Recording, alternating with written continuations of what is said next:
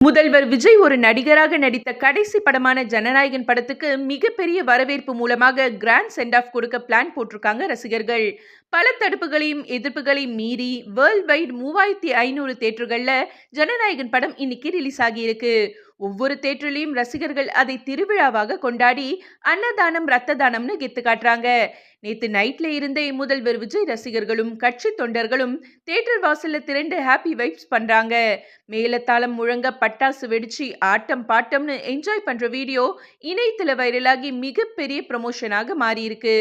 அதோட பல ரசிகர்கள் கோவில்கள்ல சிறப்பு பிரார்த்தனை செய்து வழிபாடு நடத்துறாங்க. என்னதான் இணையத்துல இந்த படம் மொத்தமாக லீக் ஆனாலும் அபிஷியலா ரிலீஸ் ஆகி இருக்கிற படத்துல சில மாற்றங்கள் செய்திருக்கோம்னு படத்தோட டைரக்டர் வினோத்தும் பட தயாரிப்பு நிறுவனமான கேவிஎன் நிறுவனமும் அனௌன்ஸ் பண்ணி இருக்கிறதால படத்தோட ஹைப் மேலும் இன்க்ரீஸ் ஆகியிருக்கு.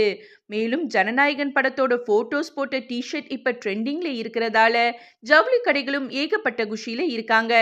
ஃபைனலி இது ஒரு நடிகராக 33 வருஷமாக மக்களை என்டர்டெயின் பண்ண விஜய்க்கு ரசிகர்கள் கொடுக்கிற மிகப்பெரிய சென்ட் ஆஃப் பார்ட்டியாக ஜனநாயகன் படம் இருக்க போகுது. உண்மையான ரசிகர்களும் தொண்டர்களும் எப்படியோ கண்டிப்பாக அந்த படத்தை இணையத்துல பார்த்திருக்க மாட்டாங்க.